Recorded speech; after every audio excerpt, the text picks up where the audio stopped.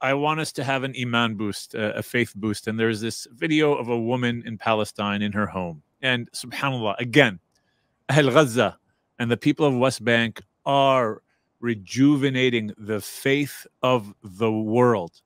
They're forefront in all of our lives, all of our hearts, and they are teaching us what it really means to be people of La ilaha illallah Muhammadur Rasulullah, not people of this dunya, people who recognize that the akhirah is true, and they give everything that they have, the most precious thing, their own lives, to enter into that reality, the beautiful reality of La ilaha illallah Muhammadur Rasulullah. Sajjad, can you bring up this clip of this woman?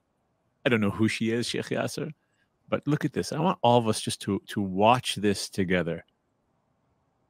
They're home. Bombed out. Destroyed. You're watching the game. There she is. Doing her laundry and taking care of her. Look at this. This is like true. I don't even know what it is, Shaykh. What can I say?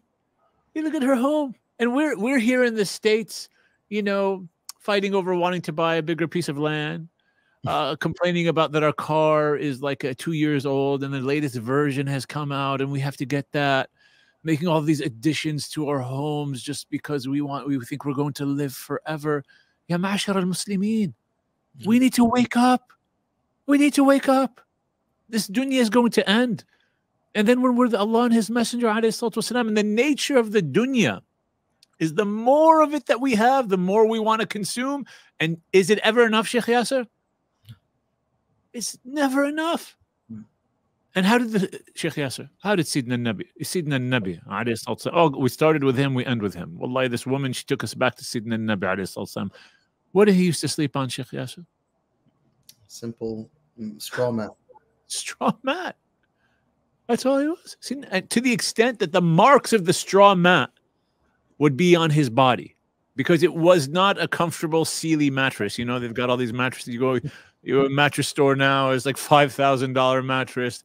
Oh, but we could show you the $10,000 mattress. Oh, and now we've got cooling blankets, like this whole system that ACs your blankets for $3,000, so we can ensure that you're sleeping in pure comfort and not disturbed by the world around you.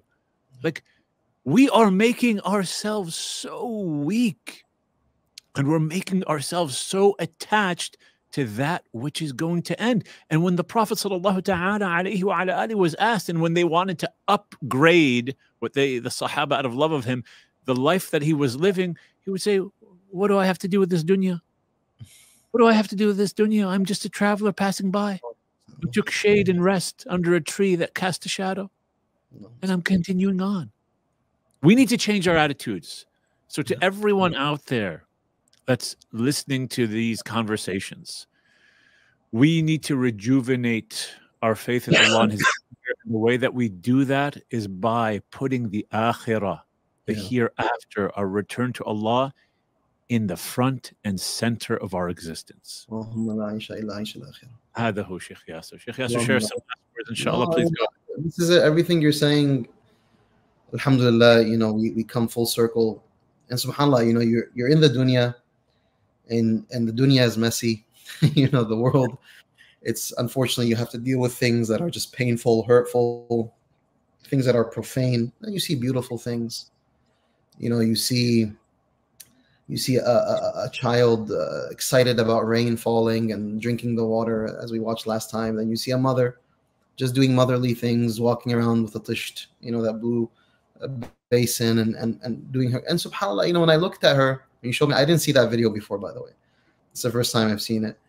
She reminds me of the Prophet ﷺ said, when the hour comes, the hour comes, meaning like the world around you, khalas, is ending. The world has ended. And in your hand is a seedling, plant it. The logic is like, well, I'm never going to see this seedling, you know, come into its fruition and become a tree. I'm never going to see that happening. But it's about actions. قُلْ اعْمَلُوا فَسَيَرَ اللَّهُ عَمَلَكُمْ. Do and Allah will see your actions. That is a woman, home or no home, I'm going to carry and fulfill my amanat and take care of my responsibilities. And Allah subhanahu wa ta'ala kareem, and Allah's watching. And that's, it's such a, because, if you think about it, even the homes, when we're sitting in our homes the way we are right now, all this can fall apart in 30 seconds, in 1 second. We've seen that for the past 6 weeks. Just homes, just 75% of the infrastructure, whatever the percentage is, just decimated, destroyed. It's just like, and so really, if we do not believe in the core of our conviction, in that Allahumma la aisha illa aisha al-akhirah, there is no true life but the life of the afterlife. Man arada al-akhirata wa sa'a laha sa'yaha, the one who desires the afterlife and walks the walk of the afterlife. That's why, for the Muslim, the dunya is it's a prison. Dunya sijnul mu'min. It's a prison. It's not for, like, we don't look, oh, I need to have everything in the dunya, everything, I'm entitled to all. It's now no. The Muslim does not think that way. The Muslim is not some like existential, crisis oriented being that it has to be now. Give me now. No. We know that it's about the akhirah. Yep. That's why you live a tempered, balanced, beautiful, prophetic life, serving, giving, being generous, kind, loving, honoring, protecting, speaking the truth. Be prophetic every single day of your life. And then by the permission of Allah subhanahu wa ta'ala, you have the khayrat of the akhirah. You have the endless goodness. Allahumma atina fi dunya hasana wa fil akhirati hasana. Ameen. Allah grant us the best of this life and the best of the afterlife. And I want to say this, Habib, before I close. Wallahi, please. From the depth of my heart, I want to see the Palestinian people so happy. Wallahi al-azim. As a Muslim, as a human being, I want to see them happy. I want to see them receiving all of the blessings of this dunya. I know that inshallah Allah will give them all the blessings of the akhirah. But in my heart, as like just a humble ask of Allah, Ya Rabbi, give them so much happiness in the dunya. Because the Palestinian people have been through so much. They've been through a lot of suffering, a lot of pain. Because it's day to day. It's the bully, it's the oppression, the tyranny, the terror, it's the hurt, it's the theft of your land, it's being falsely thrown into a prison. 350 kids are in Israeli prisons right now. It's endless. Your home destroyed, some guy going and stealing your home, being bullied by some settler. It's been day in, day out, the killing, the constant killing, day out and day out, year in, year out, of innocent Palestinian people. They've been through so much. And today we see just another culmination of another level and color of just evil and harm exacted upon the Palestinian people. So I really ask Allah, Ya Rabbi, ujbur bi khawatirna, ashan khatrina, for our sake. We want the Palestinian people to experience happiness, true happiness in this dunya. And then, Ya Rabbi, give them endless happiness in the afterlife. And allow us, like, when I see these children, these lifeless bodies, I say, inshallah, we'll be with these children in Jannah. Ya Rab, I really hope that I see them, like, imagine this. Think with me.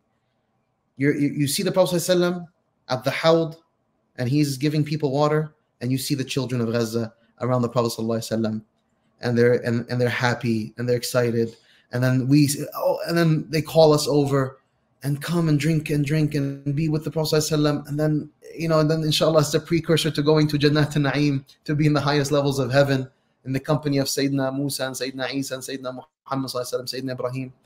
That's what it's all about. And so, may Allah subhanahu wa ta'ala not allow this dunya, Allahumma la taj'al ad-dunya akbar hammina. Ya Rabbi, don't make this dunya the extent of our concern. We know this dunya, it's like, as the Prophet described it, it's like a rotting carcass.